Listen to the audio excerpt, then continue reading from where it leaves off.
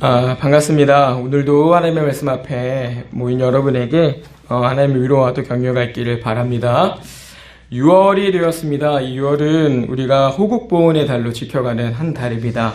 우리나라를 지키기 위해서 정말 피 흘렸던 우리의 선조들, 또 이 나라의 민주주의를 위해서 기꺼이 자기를 희생했던 우리의 선조들을 우리가 잊지 않고 또 기억을 해야 될 것이고, 더불어서 이 땅에 복음을 전하기 위해서 순교하셨던 많은 믿음의 선조들, 믿음의 선진들, 또 지금도 수고하고 애쓰는 우리의 교회 안에서의 선배된 이들을 우리가 좀 기억하고, 우리도 그들의 본을 받아서 후대의 교회에 이 믿음을 잘 전할 수 있는 교회가 되기를, 또 그런 믿음을 지켜가는데 힘쓰는 한 달이 되기를 진심으로 바랍니다. 특별히 우리가 이제 예배의 정상화를 앞두고 있는 시점이기 때문에 우리에게는 불가피하게 애씀이 좀 있어야 됩니다. 내가 좀 불편할 수 있어요. 그러면 다 힘들어집니다.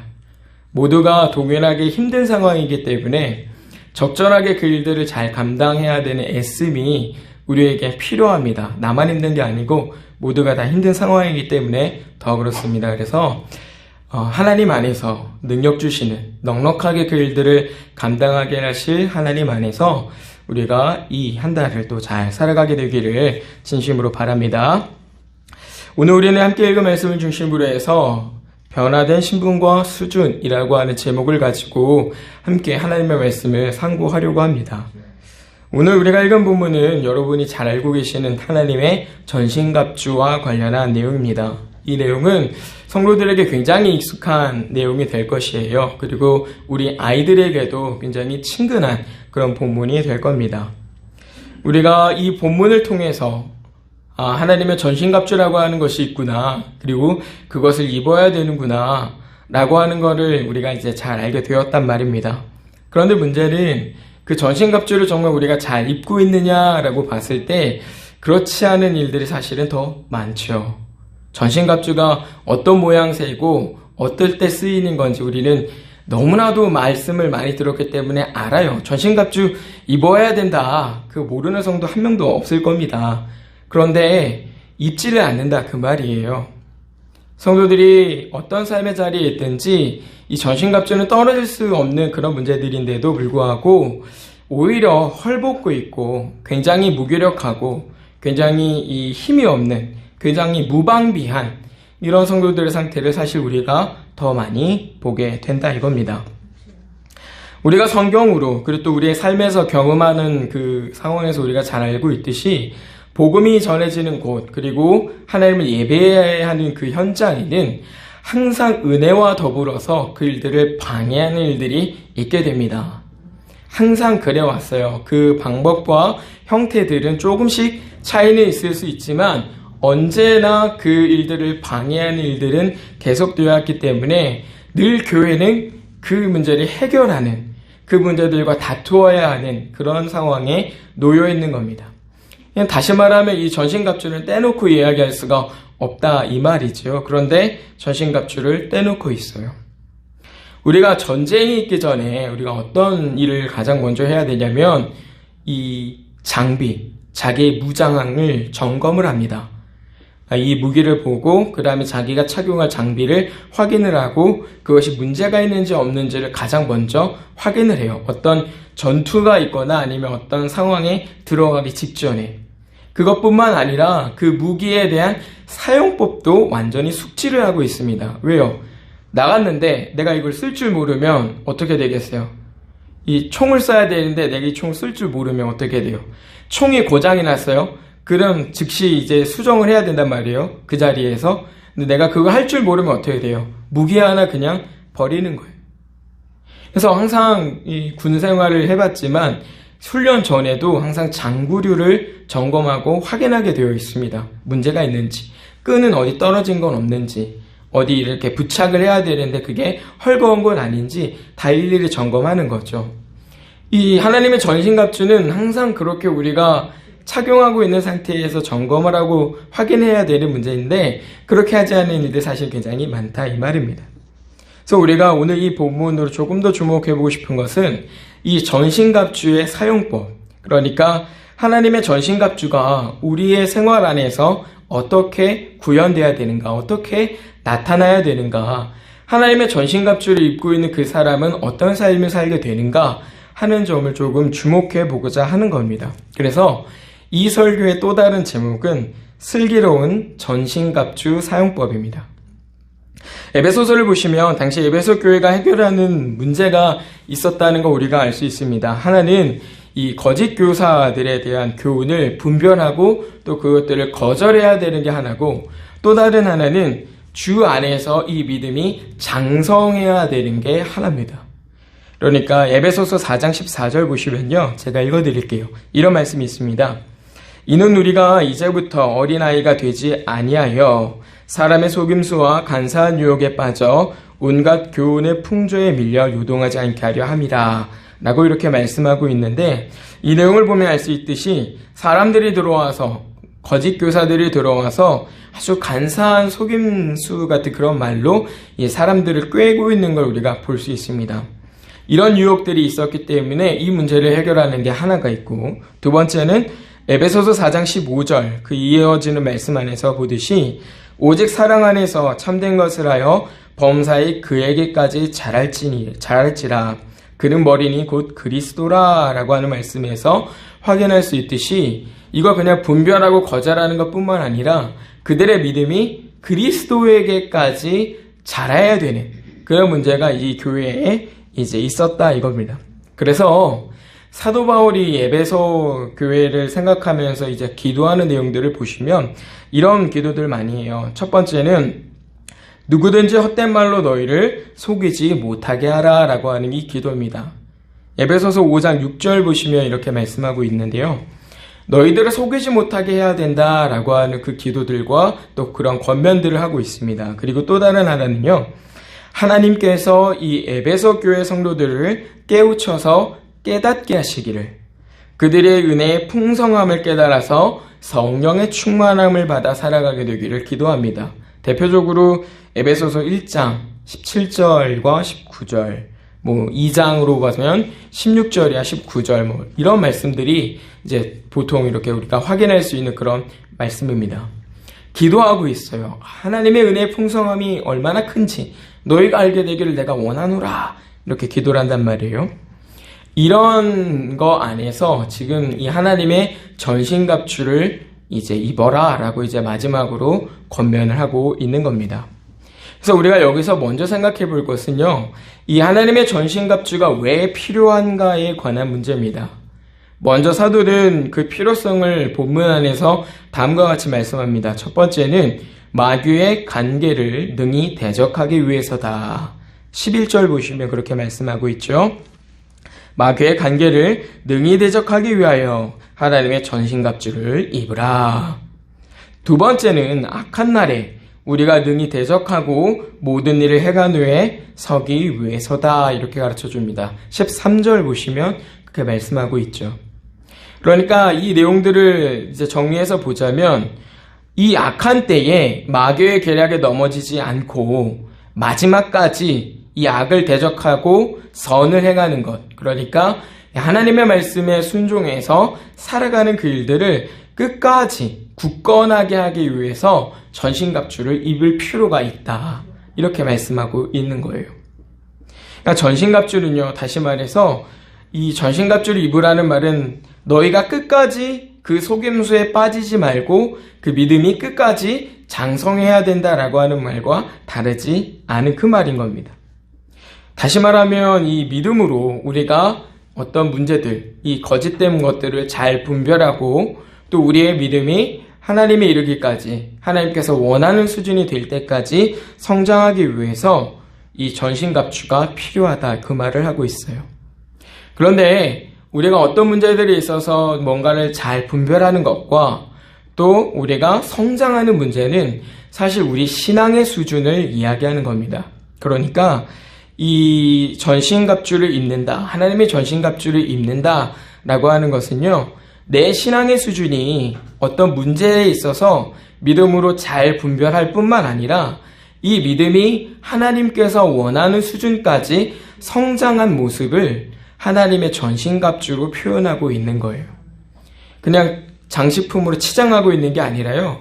이 전신갑주를 입었을 때 어떤 모양새를 띠냐라고 그러면 믿음으로 모든 일이 잘 분별이 될 뿐만 아니라 그 안에서 하나님의 뜻도 이해가 되고 또 그 안에서 내가 어떻게 해야 될 줄도 알게 되고 그렇게 내 믿음이 이전과는 다른 조금 더 성장한 하나님께서 원하는 모습으로 변해 있는 그 형태가 하나님의 전신갑주로 무장한 모습이다 그 말이에요. 그래서 우리가 여기서 좀 정리하고 넘어가야 될 게 있는데 그게 뭐냐면 구원에 있는 두 가지 속성 같은 겁니다. 두 가지. 구원을 이야기할 때 우리가 변화된 신분을 이야기합니다. 그런데 여기에 대해서 같이 얘기할 게 뭐냐면 수준이에요. 수준. 변화된 신분뿐만 아니라 그 구원받은 자로서 함께 나타나는 수준입니다. 수준. 많은 사람들이 구원을 이야기할 때 갖는 굉장히 큰 맹점은요. 변화된 신분에만 초점을 맞추기 쉽다 이거예요. 자기의 수준은 생각하지 않습니다. 왜냐하면 이 예배당 안에서 저와 같은 설교자들이 이제 말씀을 드릴 때도 우리는 구원받은 자녀입니다. 하나님의 백성입니다. 이런 변화된 신분들에 대해서만 이제 많이 얘기를 하지 실제로 이 수준을 농언하는 경우는 그렇게 많지 않기 때문인데요. 구원에는요. 신분과 수준이 함께 나타납니다. 신분과 수준이 함께 나타나요. 예를 들면 여러분 이런 말씀 혹시 들어본 적 있는지 모르시겠어요. 어떤 사람이 자기 마음대로 함부로 살아가다가 마지막에 내가 예수님을 믿고서 내가 죽기 전에 예수님을 믿고 그 모든 죄를 회개하면 그럼 되는 거 아니냐. 지금 내가 그냥 마음대로 살다가 내가 나중에 믿겠다. 그런 얘기 혹시 들어보시지 않았습니까? 자주 그런 얘기 할 거예요. 우리 자녀들도 아마 그런 얘기 할지 모릅니다. 아유 어머니 제가 나중에 믿을게요. 이따가 믿을게요. 지금은 아니에요. 조금 있다가 내가 나중에 천천히 할게요. 걱정하지 마세요. 그렇죠? 근데 이게 지금 무슨 맹점을 갖고 있냐면요. 첫 번째는 우리가 하나님의 때를 알 수 없다는 그걸 간과하고 있다 이거예요. 내가 지금 어머니 내가 나중에 믿을게요 라고 말하는 그 순간에 주님이 오실 수도 있는 거예요. 그때 하나님이 언제 오실지 알아요? 주님이 언제 오실지 알아요? 그때는 아무도 모른다고 성경이 말씀하지 않습니까? 징조는 알 수 있지만 언제 오신다는 우리는 알 수 없다고 말씀하고 있어요. 근데 그 말을 한다는 거는요. 이걸 간과하고 있다 이거예요. 내가 하나님의 때를 알 수 있을 것처럼. 대단히 큰 착각입니다. 그리고 이 두 번째는요. 이 말 자체가 우리의 변화된 신분에만 관심이 있는 거예요. 어머니 내가 마음대로 살아가다가 그냥 내가 나중에 믿겠습니다 라고 하는 말이 뭐예요? 내가 나중에 그리스도인만 되면 되는 거 아닙니까? 그 말입니다. 신분만을 생각하고 있다 이 말이에요. 그런데 이 신분만이 아니라 구원에는 이 수준이라고 하는 것이 함께 나타난다 그 말이에요. 우리는요 구원받으면요 그냥 저절로 가만히 있을 것 같지만 하나님 우리를 그 상태로 가만히 두지 않으신다는 걸 우리가 잘 알고 있습니다.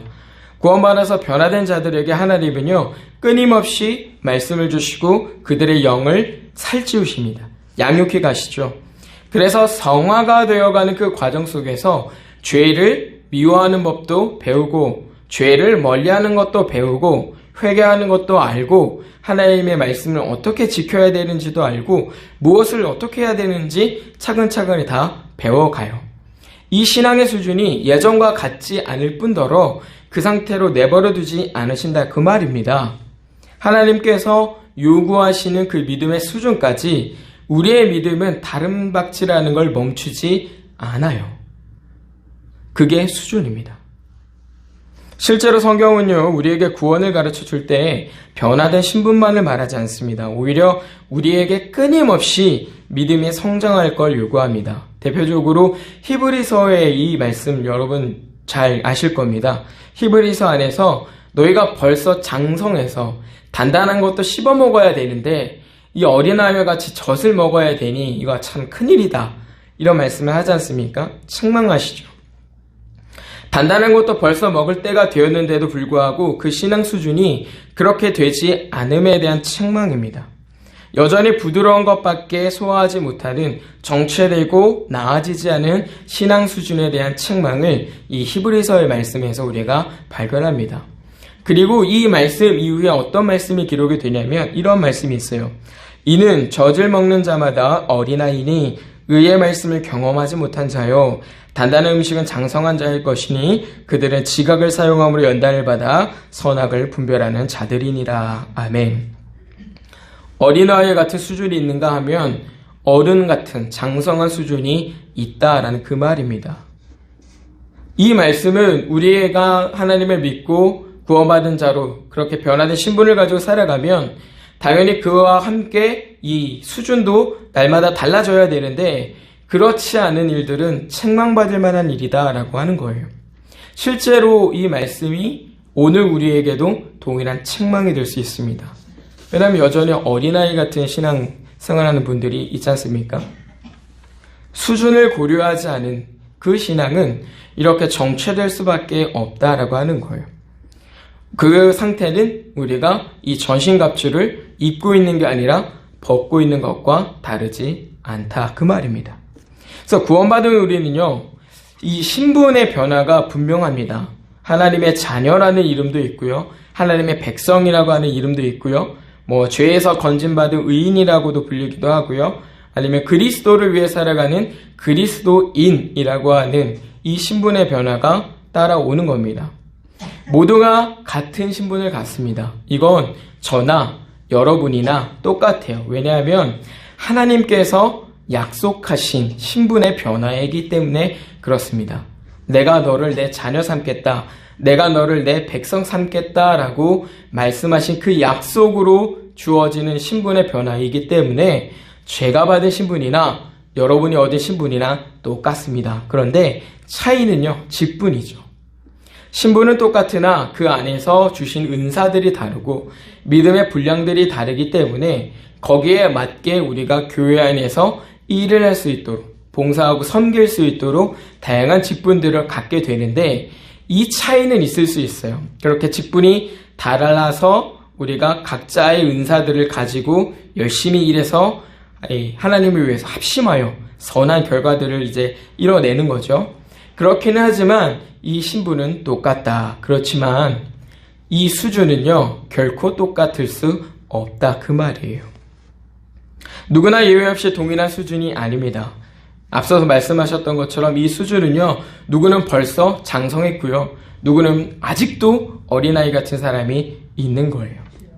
그래서 우리가 모두가 다 그리스도인이라고 불림을 받지만 모두가 다 같은 믿음 생활을 하는 게 아닌 거예요. 왜냐하면 이 믿음의 수준이 다르거든요. 믿음의 수준이 다르기 때문에 같은 그리스도인이지만 누구는 더 깊고 더 크고 더 넓은 신앙생활을 하는가 하면 누구는 굉장히 마르고 힘없고 연약한 신앙생활을 하는 겁니다. 그렇다면 하나님께서 우리에게 요구하시는 이 수준의 변화는 어떤 부분에서 달라져야겠습니까? 우리가 당장 생각해 볼 수 있는 것은요, 이 예배 생활하는 걸 먼저 떠올려 볼 수 있을 거예요.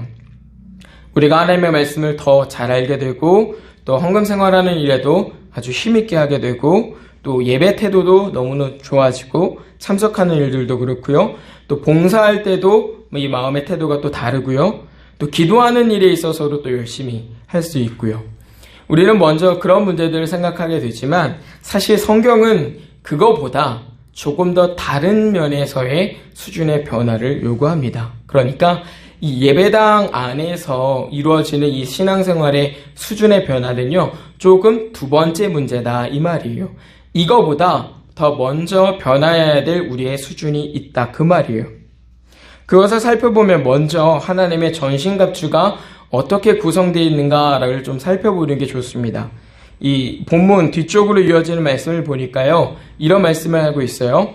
진리의 허리띠, 의의 호심경, 평안의 복음, 믿음의 방패, 구원의 투구, 성령의 검, 곧 하나님의 말씀이라 라고 이렇게 표현하고 있습니다.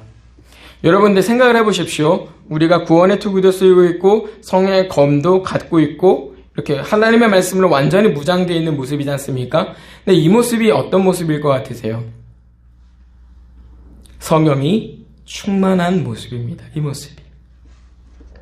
이 모습이 묘사하고 있는 바가요, 다른 걸 뜻하는 게 아니에요. 지금 이제 군사처럼 이렇게 표현하고 이렇게 보이고 있지만 결과적으로는 이 전신갑주는 하나님의 말씀으로 완전히 꽉꽉 채워지고 막아지고 아주 무장된 사람의 모습을 표현하는 건데요. 그게 성령이 충만한 모습을 보이고 있는 것이다. 그 말이에요. 에베소서 5장 15절 이하 18절 말씀 한번 보시면요. 이런 말씀이 있습니다. 그런즉 너희가 어떻게 행할지를 자세히 주의하여 지혜 없는 자같이 하지 말고 오직 지혜 있는 자같이 하여 세월을 아끼라. 때가 악하니라. 그러므로 어리석은 자가 되지 말고 오직 주의 뜻이 무엇인가 이해하라. 술 취하지 말라. 이는 방탕한 것이니 오직 성령으로 충만함을 받으라. 이렇게 말씀하고 있는데요. 이 내용을 잠깐 요약해서 보면 결국에는 악한 때에 내가 어떻게 행동해야 되는지를 아는 분별력을 갖는 모습, 또 하나님의 뜻을 더 이해하게 되는 그런 성장한 모습, 이 모습을 갖고 있는 거란 말이에요. 근데 아까도 말씀드렸다시피 하나님의 전신갑주가 뭘 위해서 필요하다 그랬어요? 분별하고 하나님 안에서, 주 안에서 성장하기 위해서 필요하다라고 그랬어요. 마찬가지라 그 말입니다. 하나님의 전신갑주가 우리가 이 악한 때를 살아가면서 하나님의 뜻을 분별하고 거짓 교훈을 분별하고 또 우리가 믿음으로 성장하는 일을 위해서 필요한 것처럼 성령의 충만함도 우리가 이 땅에서 분별하고 성장하기 위해서 필요한 모습이다. 그거예요. 이 표현은 다르지만 결과적으로 이 두 가지가 나타내고자 하는 건 하나입니다. 하나님 안에서 분별할 수 있고 성장하는 신앙의 수준. 구태여 이 표현의 차이를 좀 찾아보자면 아무래도 이 전신갑주를 하고 있는 모습이 우리에게는 조금 더 결연하고 조금 더 이제 결단을 요구하는 그런 이제 강한 모습이 이제 표현되는 것 뿐이지 다르지 않은 표현이다 그 말이에요. 우리는 하나님의 전신갑주를 입고 있는 모습이 하나가 있고 성령이 충만한 모습이 또 하나가 있는 것 같은데 그게 아니라 그게 같은 모습이다 그 말입니다. 같은 모습이에요. 성령이 충만한 것과 이 하나님의 전신갑주로 무장한 모습과 이 무장한 모습과 하나님의 성령으로 충만한 게 같다 그 말입니다. 그래서 성령의 충만함으로 우리가 이 가득해지는 모습이 우리가 무장을 하고 있느냐, 전신갑주를 입고 있느냐 아니냐를 볼 수 있는 중요한 열매가 되는데 이거 어떻게 확인할 수 있냐면 잘 알고 있듯이 성령의 7가지 열매를 통해서 확인이 됩니다. 그러니까 여러분이 잘 생각하셔야 되는 게요. 내가 성령이 충만한가? 내가 하나님의 이 전신갑주로 완전히 무장하고 있는가? 라고 생각해 보실 때 내가 얼마나 예배 출석을 잘하고 있으며 기도 시간을 얼마나 갖고 있으며 헌금생활 어떻게 하고 있으며 다 좋은데요. 그거보다 먼저 보셔야 될 게 내가 얼마나 사랑하고 있으며 화평하고 있으며 오래 참고 있으며 자비를 베풀고 있으며 양선을 베풀고 있으며 충성하고 있으며 온유하며 절제하고 있는가? 이걸 보셔야 된다 그 말이에요. 이게 하나도 없이 나는 성령 충만했다라고 착각하는 사람들이 있을 수 있습니다. 대표적으로 저와 같은 목회자 같은 경우에는요. 지식적으로 조금 뛰어난 분들, 이 신학적인 내용으로 잘 고루고루 갖춰져 있고 또 이제 실력이 있는 그런 목회자분들, 이 열매가 없는 분들은 사실은 많이 있거든요. 근데 그렇게 착각하는 분들도 솔직히 있고요. 성도들 안에서도 마찬가지죠. 모든 걸 다 해요. 예배당 안에서 좋은 어떤 모범회원들은 다 갖고 있는데 근데 그 사람이 입을 열 때마다 사랑을 깨고 화평을 깨고 자비로움이 없고 온유하지 않고 절제함이 없고 그러면은요 그거 성령 충만한 거 아니라 그 말입니다. 그거 하나님의 완전 무장으로 갖추어진 사람이 아니라는 그 말이에요. 에베소서 4장 이 31절 보면요 이런 말씀이 있습니다. 모든 악독과 노함과 분냄과 떠드는 것과 비방하는 것을 모든 악의와 함께 버리라 라고 말씀합니다. 그렇죠? 내가 갖고 있는 악한 의도와 함께 이 악독과 노함과 분냄과 떠드는 것과 비방하는 그 모든 것들을 다 버려야 된다라고 말씀하고 있어요. 이 모습이 혈과 육을 대하는 게 아니라 악한 영들과 싸워야 될 때 필요한 전신갑주를 취하는 그 모습입니다. 우리가 능히 이 일들을 버려낼 수 있을 정도의 수준이 되어야 우리가 마침 전신갑주를 입고 있다라고 할 만하다 그 말이에요. 마귀가 우리를 충동하여서 가장 크게 하는 일들이 뭐일 것 같습니까? 이거거든요. 사랑 대신에 미워하게 되고, 희락 대신에 낙심하게 하고, 화평 대신에 다투게 하고, 오래 참는 것 대신에 쉽게 분을 내거나 그 자리를 빨리 도망치게 하고, 무자비하게 하고, 양선을 베푸는 대신에 악을 행하고, 충성 대신에 배신을 하고, 온유하지도 않고, 절제 대신에 방종하고 방탕하는 생활을 우리로 하게끔 만드는 게 악한 영의 결과들이에요. 그게 우리가 육을 따를 때 나오는 일이란 말입니다. 이걸 대적하기 위해서 전신갑주가 필요하고 성령의 충만함이 있어야 한다 그 말인데, 이거 없이도 우리는 때로는 성령의 충만함을 가지고 있고 마치 내가 신앙으로 완전히 무장된 사람처럼 생각하면서 살아갈 때가 있다 그 말이에요. 왜? 예배 생활 한 번도 안 빠졌고, 기도 열심히 하고 있고, 헌금 생활도 문제 없고, 교회 안에서 이렇게 나는 꾸준한 것 같거든요. 봉사도 열심히 하고 있고요. 근데 그것과 함께 이 악한 열매들이 같이 나타나면은요, 소용이 없다 그 말이에요. 소용이 없다. 이 변화 없이는 그리스도인의 참된 능력을 우리가 발현하는 것도 아니고 그리스도에게서 얻는 이 능력도 아니다 그 말이에요.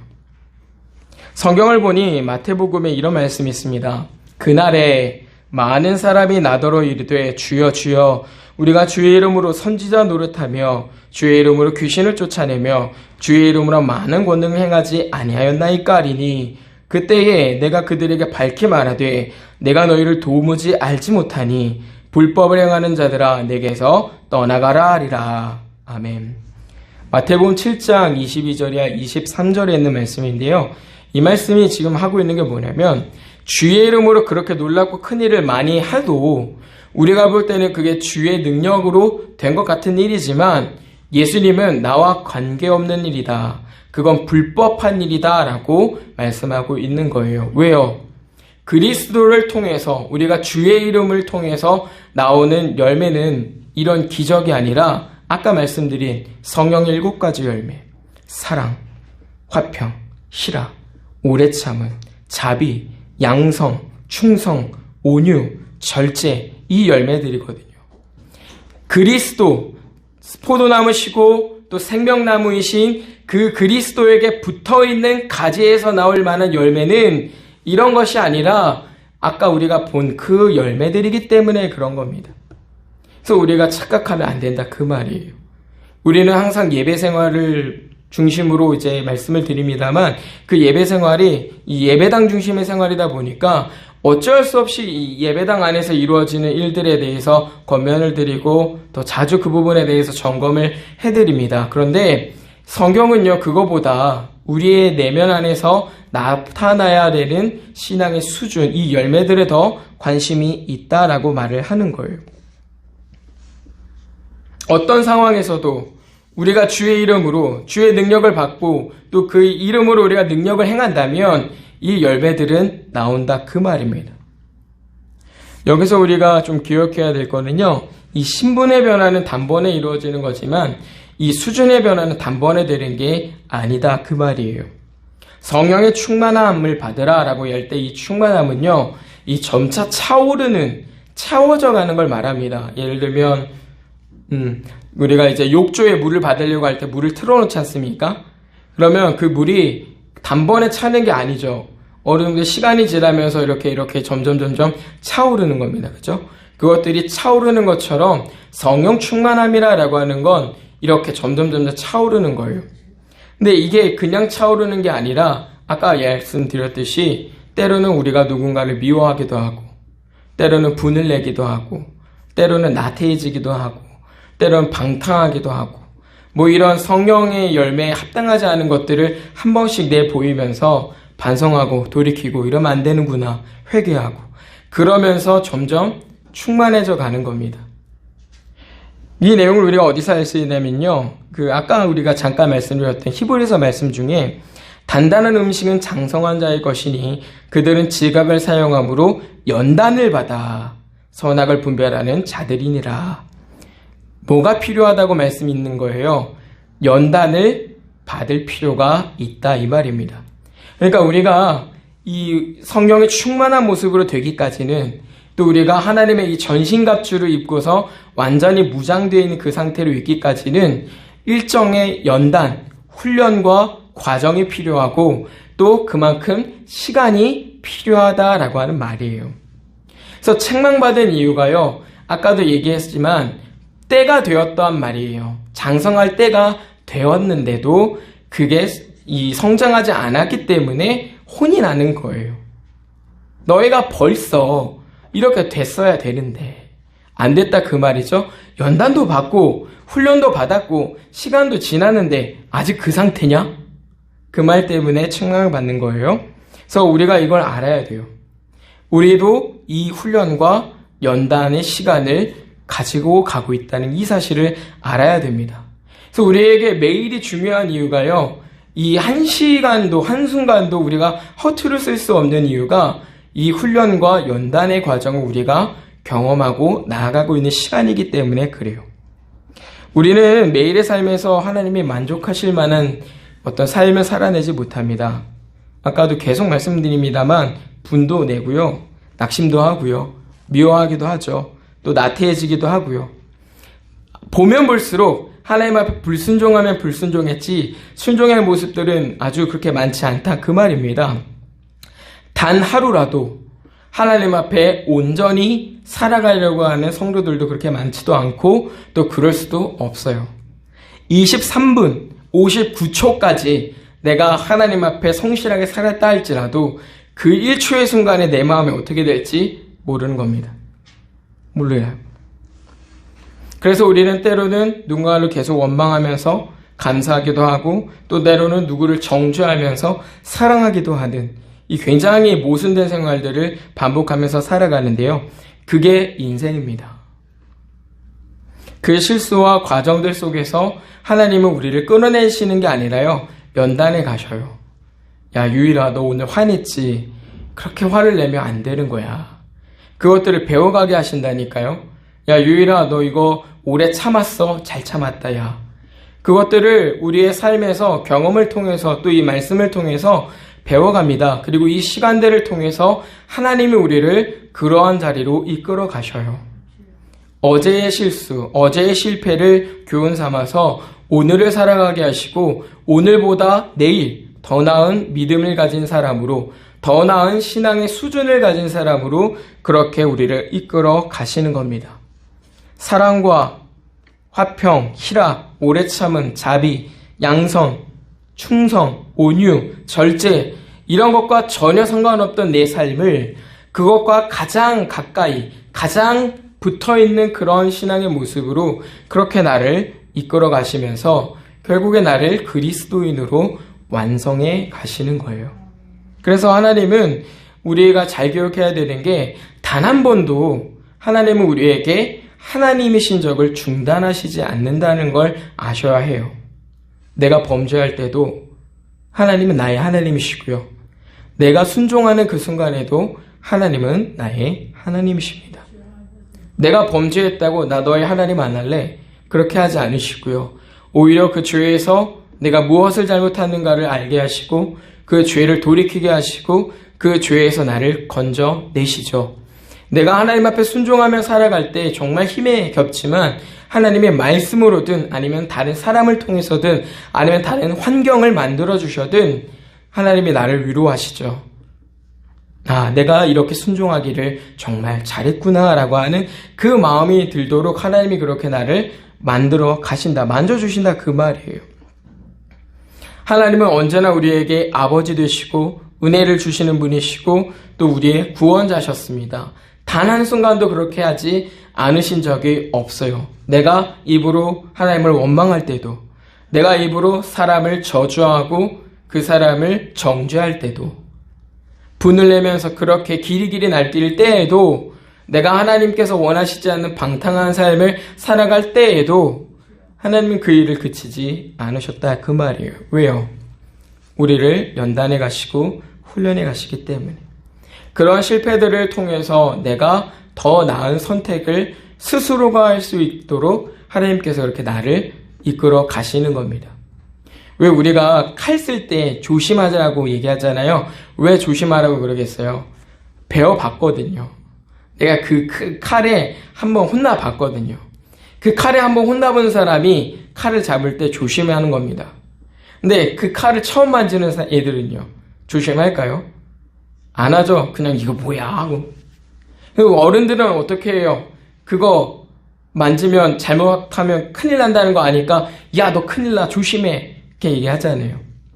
어제의 실패, 배웠던 내 실패가 그 다음번에 조금 더 조심하고 조금 더 나은 선택을 하게끔 하는 것처럼, 오늘 우리의 이 실패하는 과정들 속에서 이렇게 성령의 열매를 제대로 맺지 못하는, 전신갑주를 헐벗고 있는 것 같은 그런 모습을 갖고는 있지만, 하나님이 그래도 우리를 이 시간 안에서 이렇게 다듬어 가신다 그 말입니다. 사랑하는 성도님들, 포기하지 마십시오. 우리의 수준을 이와 같이 높여가는 일들을 여러분 사랑하시고 또 소망하셔야 됩니다. 지식적으로 하나님을 많이 하는 것도 중요하고 찬양하는 것도 중요합니다. 하나님의 뜻을 이렇게 지혜롭게 말할 수 있는 능력을 갖추는 것도 중요하고요. 예배 생활 안에서 흠이 없게 하는 것도 중요하지만 무엇보다 더 중요한 건 이 열매들이 우리 안에 꾸준하도록 기도해야 되는 그 일입니다. 하나님은 우리를 예배당 안에 가둬두신 분이 아닙니다. 하나님은 우리를 이 예배당 안에 머물러서 살게 하신 분이 아니에요. 하나님은 우리를 구원하셨고 택하실 뿐만 아니라 우리에게 복음 주어 주셔서 세상으로 보내셨습니다. 땅끝까지 이르러 증인이 되라. 그래서 우리는요, 가정 안에서 이 열매를 보여야 되고요. 우리의 어떤 기업 안에서, 우리의 교제하는 사람들 안에서 이 열매를 보여야 하고요. 무엇보다 이 예배당 안에서는 이 열매들이 너무 차고도 넘치게 확인이 되어야 됩니다. 저를 봤을 때도 열매가 확인이 되어야 되고, 제가 집사님을 볼 때도, 집사님을 볼 때도, 집사님을 볼 때도, 우리 아이를 볼 때도 그 열매가 보여야 돼요. 여러분, 이 마음을 가지고 신앙생활 하시길 바랍니다. 우리는 기억을 해야 됩니다. 하나님의 말씀을 가지고 살아갈 때 이 성령의 검을 정말 능력 있고 효과적으로 잘 휘둘러야 돼요. 우리 안에 이런 누군가를 미워하는 마음이 들거나 분이 나거나 이 열매들을 맺지 못하는 그런 상황들이 있을 때 여러분, 나사렛 예수 그리스도 이름으로 물러가라 하십시오.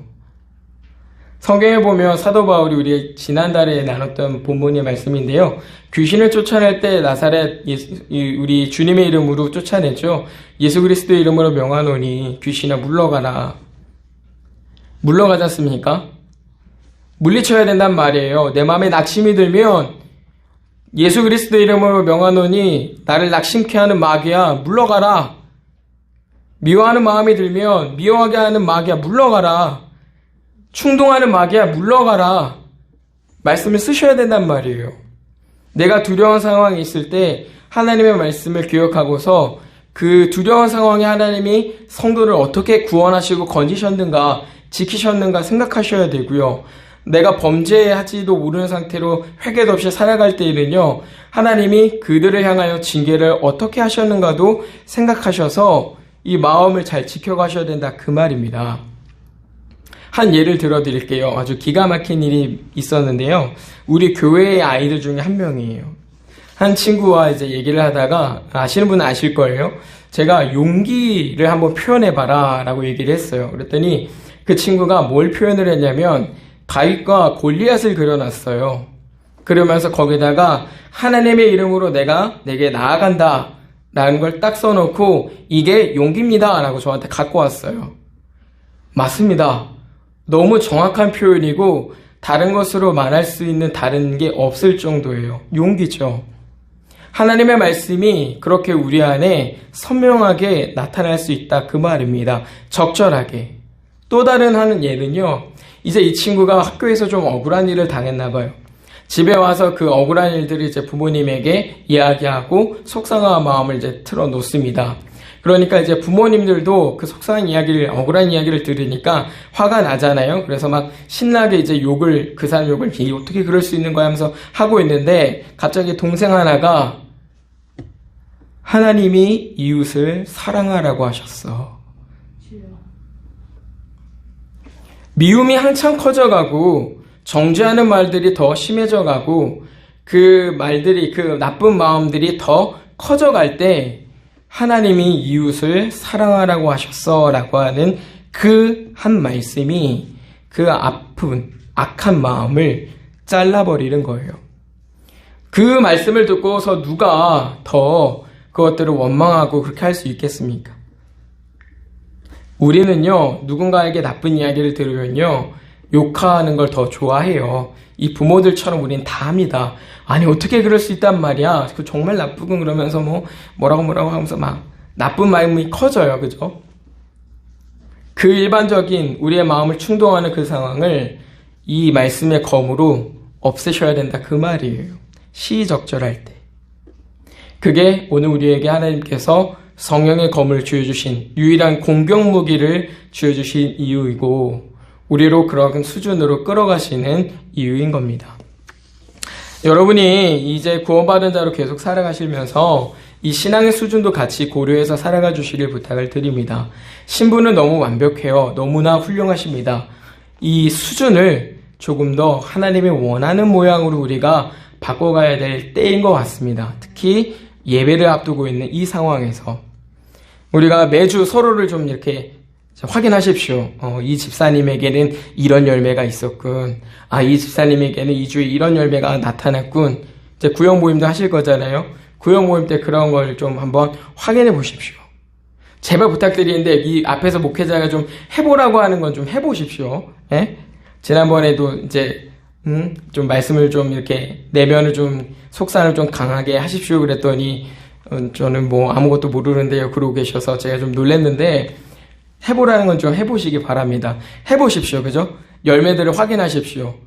구역 모임을 딱 놓고 있나 없나 한번 확인하시고 스스로를 거울 앞에 스스로를 놓고 열매를 확인하시고 수준의 변화를 기대하면서 살아가게 되기를 진심으로 바라고요. 하나님 양육 가운데 자기 수준을 높여가면서 이 놀라운 믿음과 또 능력을 경험하며 살아가는 저와 여러분이 되기를 진심으로 바랍니다. 우리 안에 구원을 이루시는 하나님 아버지, 은혜와 사랑에 감사드립니다. 하나님, 우리가 변화된 신분만큼 또 우리의 신앙의 수준도 변화되기를 간절히 소원합니다.